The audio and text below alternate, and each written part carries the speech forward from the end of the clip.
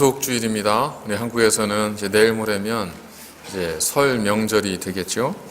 몸은 떨어져 있지만 그래도 먼 곳에서 그리스도 안의 형제 자매된 우리 모두가 정말 그리스도의 사랑을 이 설날을 통해서 함께 나눌 수 있는 그런 복된 예배가 되고 또 그런 삶으로 연결되어지는 아름다운 날이 되면 참 좋겠습니다. 일반적으로 우리가 교육을 가리켜서 교육에 대해 이야기할 때 백년지 대계라는 표현을 씁니다. 그러니까 100년의 큰 계획, 어떤 교육 정책을 세울 때는 그저 한 해 혹은 코앞을 생각하는 것이 아니라 그 먼 미래를 내다보고 계획을 세워야 한다라고 하는 이야기이겠죠.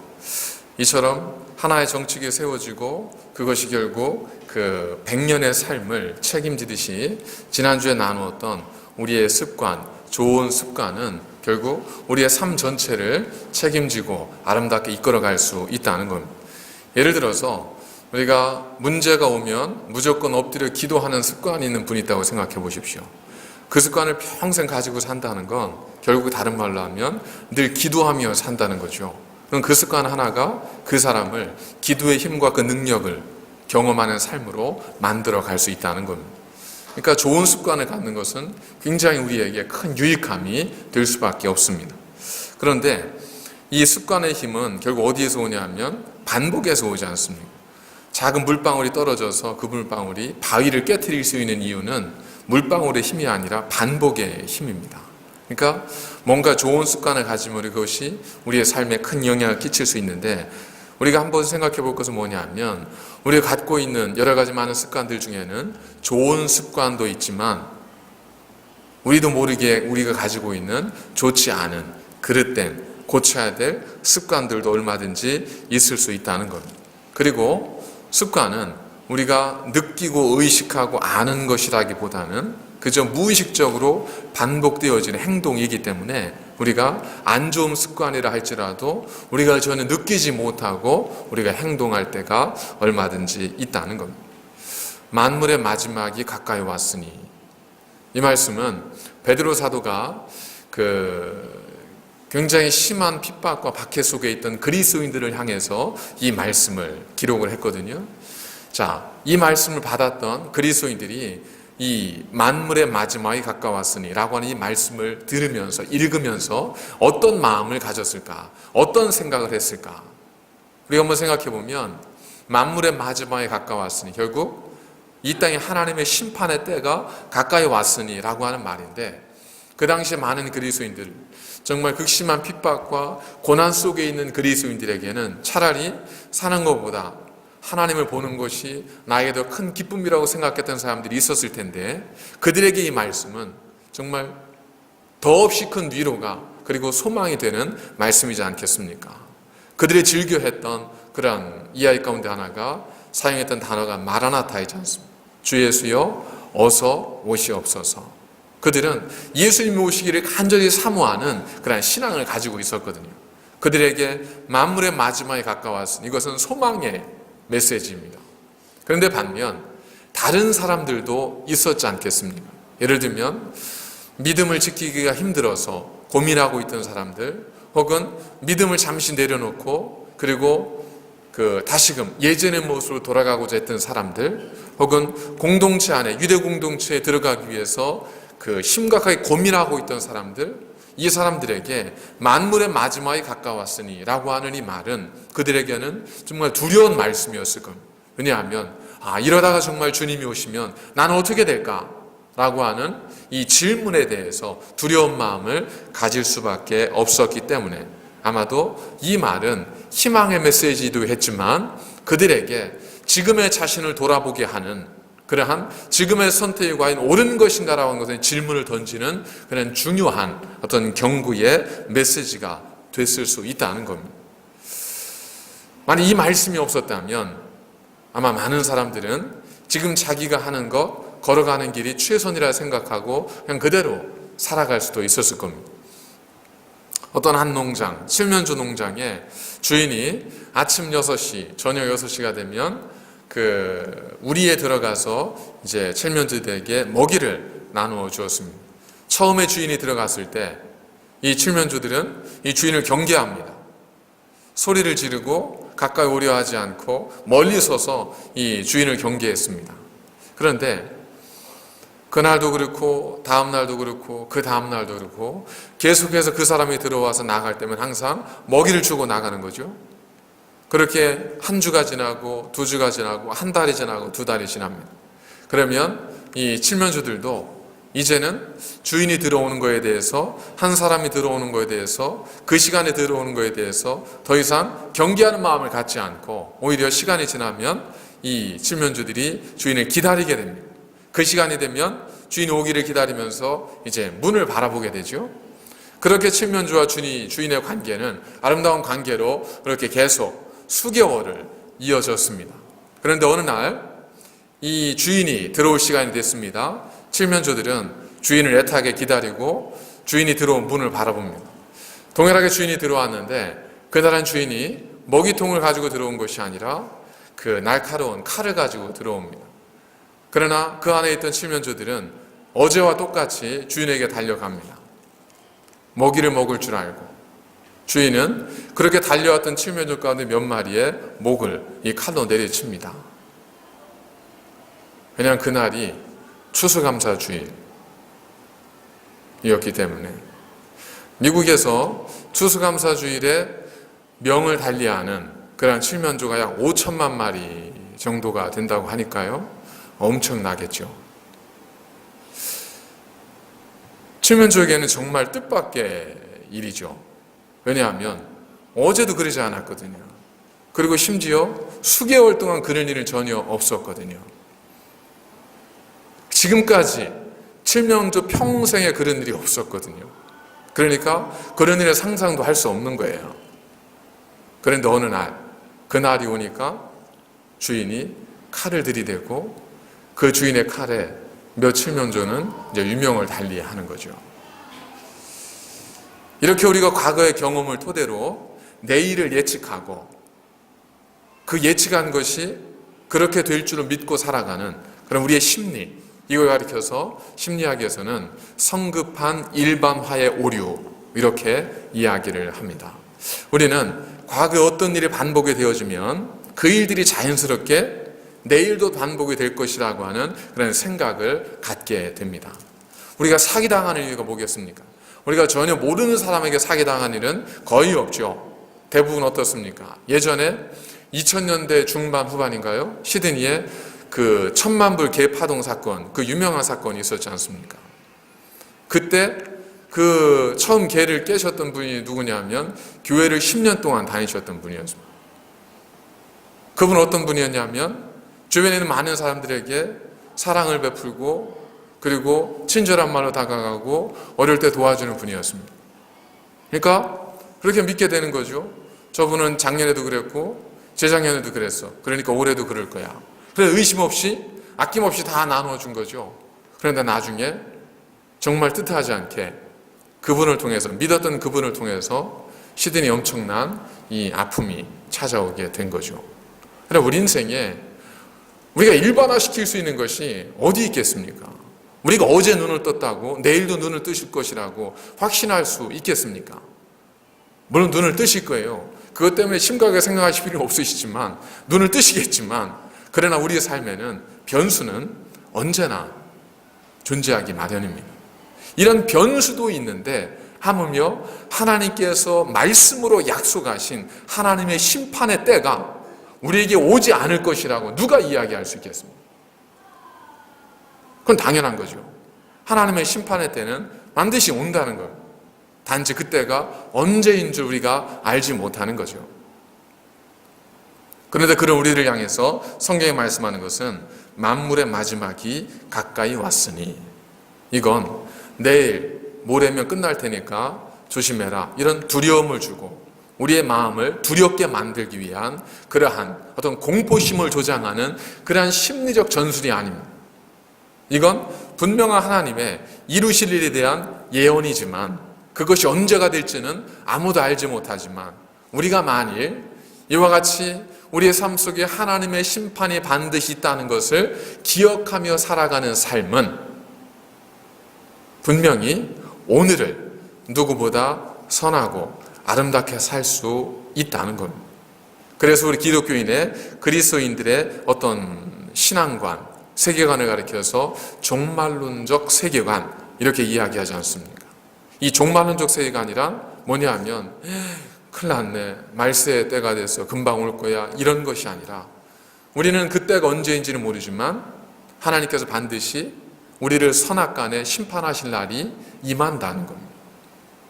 그때가 언제인지는 모르지만 우리는 마치 오늘이 그날일 수 있다고 하는 마음으로 하루하루를 살아갈 때 오늘은 그 어느 날보다 우리의 가치 있는 날이 되고 소중한 날이 되고 그리고 허비하지 않는 날이 될 수 있다는 것, 이것이 바로 종말론적 신앙관이고, 이 종말론적 신앙관을 가지고 있을 때 우리는 우리가 성급하게 만들어버릴 수 있는 일반화의 오류, 난 어제도 행복했으니까 오늘도 행복할 것이고 내일도 변함없을 거야, 난 어제 별일이 없었으니까 내일도 별일이 없을 거야 라고 하는 성급한 우리의 삶을 일반화시켜버리는 오류를 우리가 범하지 않을 수 있다는 겁니다.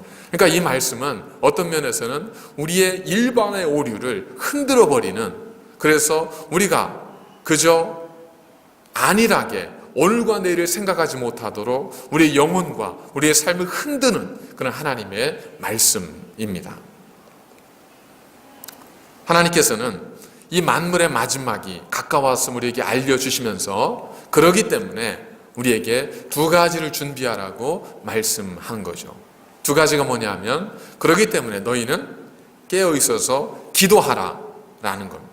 그리고 또 다른 한 가지는 너희는 뜨겁게 서로 사랑하라. 이 두 가지를 만물의 마지막에 가까웠음을 우리에게 알려주시면서 하나님께서 해주시는 그러한 말씀입니다. 근데 저희가 기도하는 것, 기도의 습관, 이러한 것들에 대해서는 지난주에도 말씀을 나눴기 때문에 오늘은 서로 뜨겁게 사랑하는 것, 이것에 대해서 우리가 하나님의 말씀을 잠시 나누어 보도록 하겠습니다. 무엇보다도 뜨겁게 서로 사랑하라. 무엇보다도라고 하는 것은 어떤 우선순위를 의미하겠죠. 기도하는 것이 중요합니다. 그러나 무엇보다도 우리에게 필요한 것은 뜨겁게 서로 사랑하는 것. 여러분, 그 호스피스들이 이제 예전에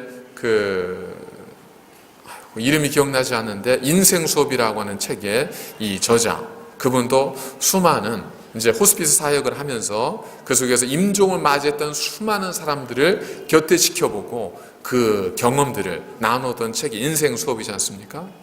거기에서도 많은 사람들이 마지막에 가장 후회하는 것, 더 사랑하지 못했던 것, 더 나누지 못했던 것, 그들이 더 사랑한다고 말하지 못했던 것, 결국 마지막 때에 우리가 찾는 것, 우리가 돌아보는 것은 결국 사랑입니다. 가족에 대해서, 이웃에 대해서, 그리고 내 주변의 사람들에 대해서 사랑을 결국 마지막 때에 돌아보게 될 수밖에 없다는 겁니다. 그래서 성경도 만물의 마지막이 가까웠으니 너희가 무엇보다도 뜨겁게 서로 사랑하라.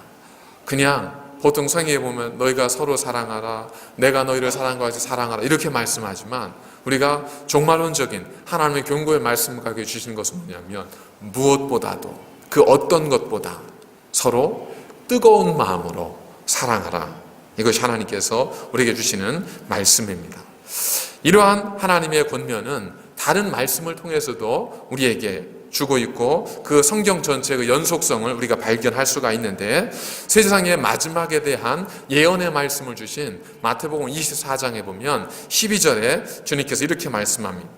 불법이 성함으로 많은 사람의 사랑이 식어지리라. 그러니까 마지막에 때가 되면 사람들의 마음속에서 사랑이 식어진다는 겁니다. 이것과 함께 또다시 이 땅의 마지막의 징후에 대해서 주신 이 말씀 가운데 우리가 디모데후서 3장을 우리가 이야기를 하죠. 디모데후서 3장 1절에 보면 이렇게 말씀합니다. 너는 이것을 알라. 말세에 고통하는 때가 이르러 사람들이 자기를 사랑하며. 자, 말세가 되면, 그러니까 마지막이 가까우면 사람들의 마음속에서 사랑이 식어진다고 합니다. 그런데 그 사람들이 어떻게 하냐면 자기를 사랑한다는 겁니다.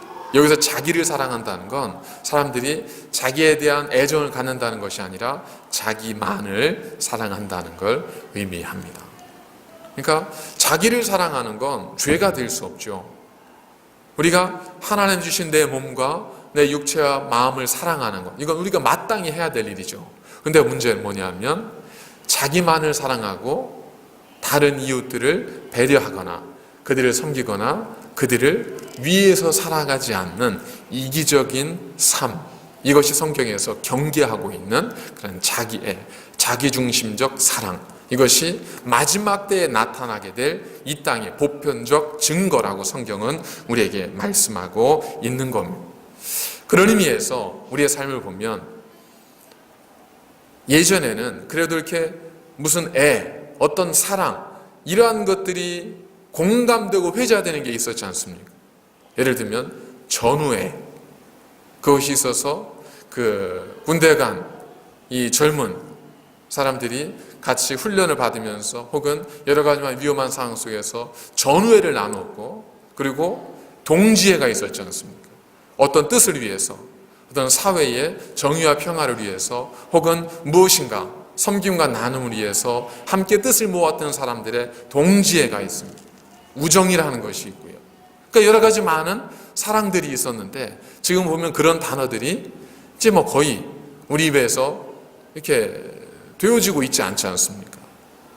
보면 한 교회를 다니면 그래도 한 교회에 다니는 청년들, 학생들은 서로 간에 사랑하는 끈끈한 마음이 있었잖아요.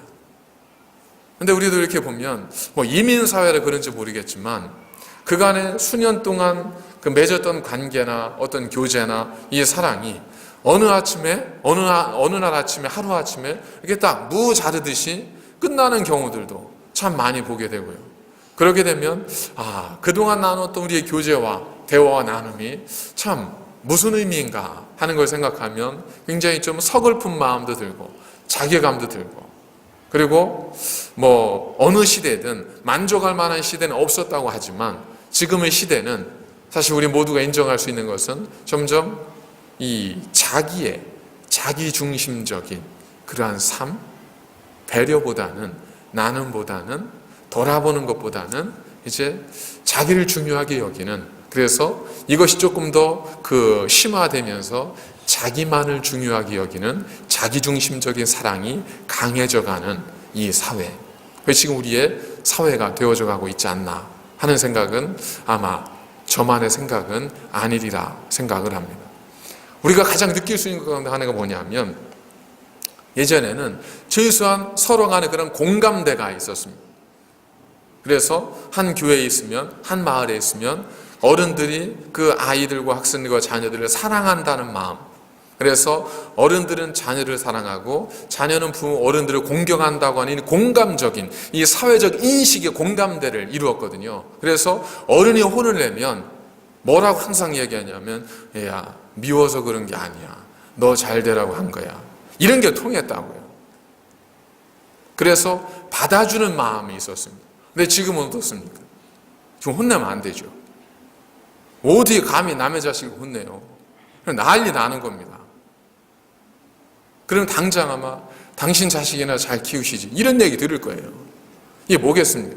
이건 서로 간의 사랑, 이 공감대가 우리 안에 형성되지 않는 거예요. 이게 결국 우리가 경험하게 되는 자기중심적 사랑의 사회적 증상 가운데 하나이지 않을까 하는 생각을 하게 됩니다. 근데 그게 과연 누구를 위한 건가 생각해 보면 누구에게도 도움이 되는 것 같지는 않은데 우리는 그래야만 하는 것 같기에 그렇게 살아가고 있는 것 뿐이죠. 참 안타까운 것 같습니다. 이런 시대에 하나님께서 우리에게 요청하시는 것은 무엇보다도 뜨겁게 서로 사랑하라 라는 겁니다. 사랑할 수 있는 사람은 행복하다. 사람이 갖는 느낌 가운데서 아름답고 선한 느낌, 나는 그것을 사랑이라 부른다. 행복은 사랑 그것이다. 사랑할 수 있는 사람은 행복하다. 따라서 많은 것을 사랑할 능력이 있는 사람은 더 행복하다.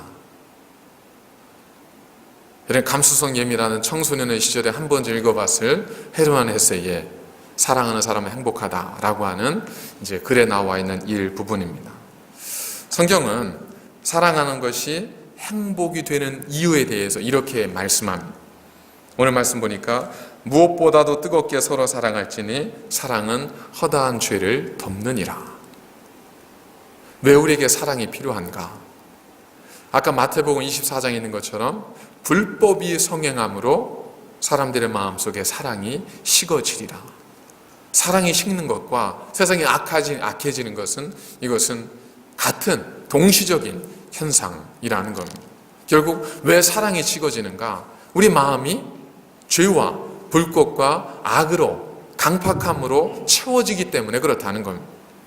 그렇기 때문에 이러한 사랑이 식어지는 사회 속에서 사랑이 필요한 이유는 그 사랑이 다른 사람들의 허물과 죄를 덮어줄 수 있기 때문이라는 거예요. 덮어준다는 것 의미가 중요한데, 우리가 덮어준다는 것은 그냥 더러운 것을 방석 하나 가지고 덮어두는 것, 이걸 의미하는 것이 아닙니다. 여기에서 덮어준다는 것의 의미는 용서한다는 의미입니다. 로마서 4장 7절에 보면 이런 말씀이 있습니다.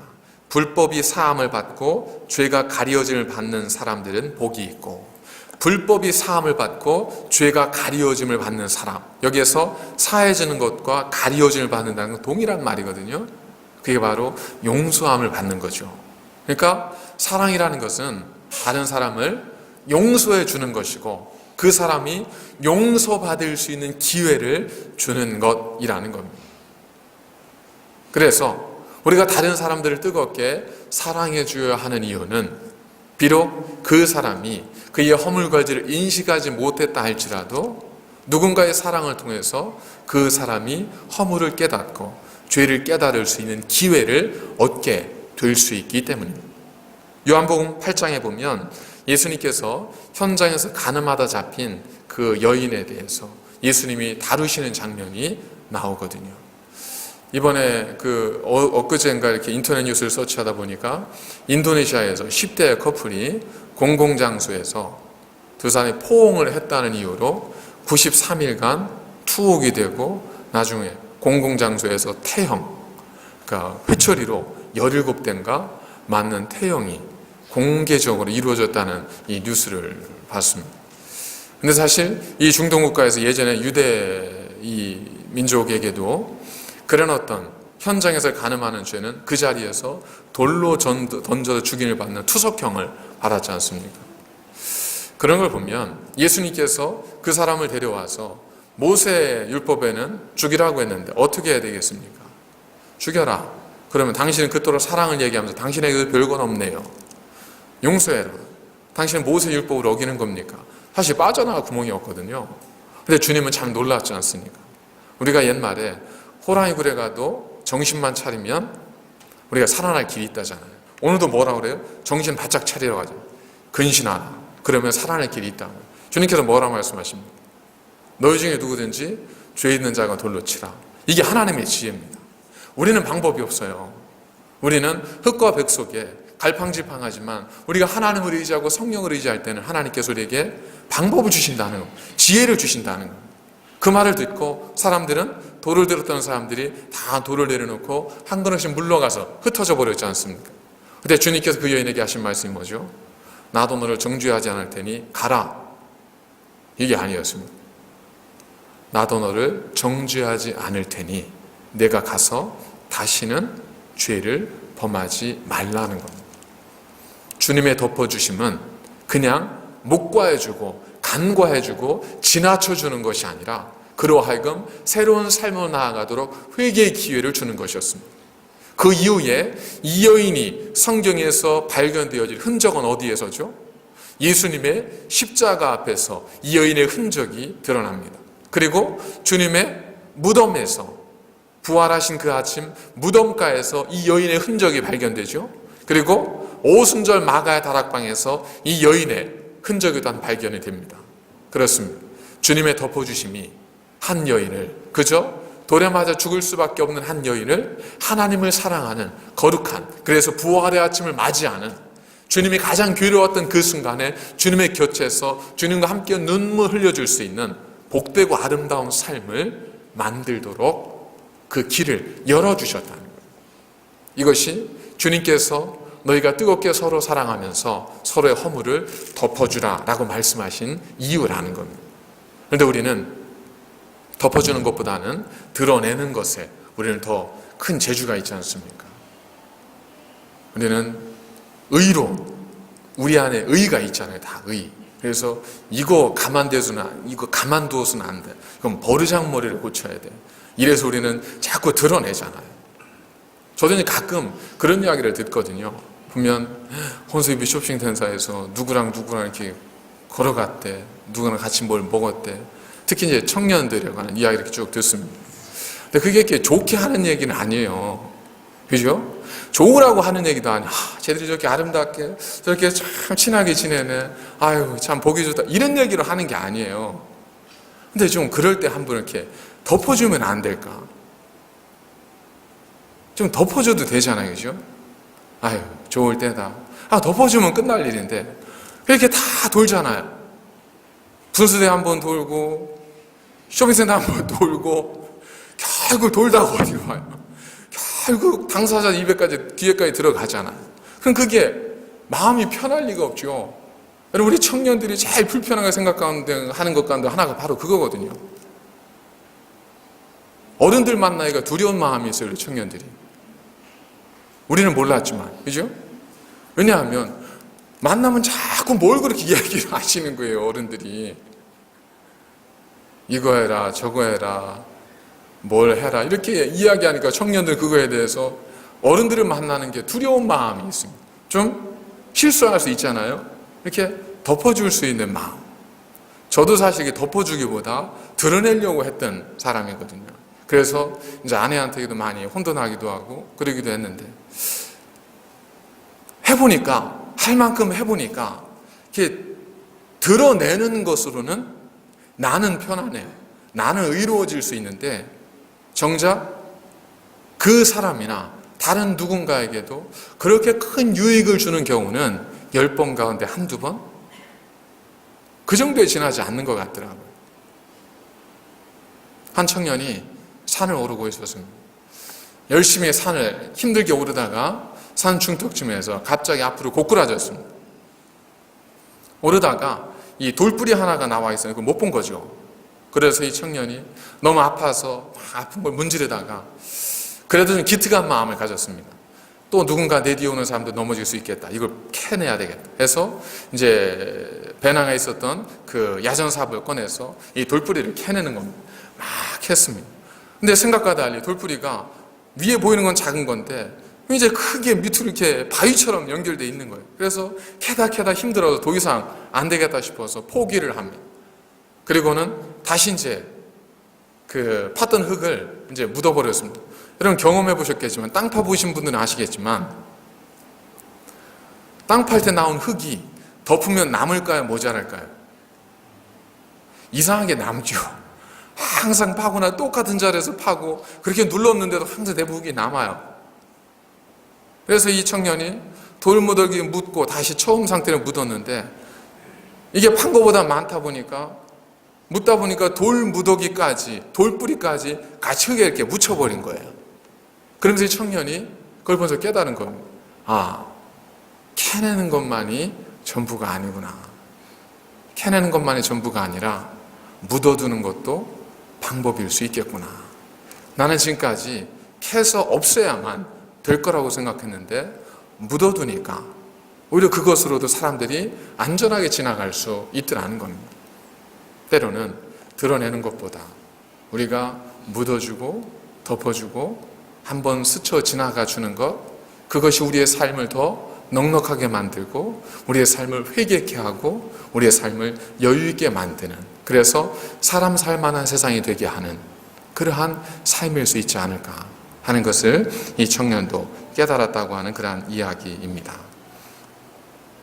연탄길의 저자 이철환 작가가 이제 썼던 그 책 가운데 이러한 이야기를 스스로 전하고 있습니다.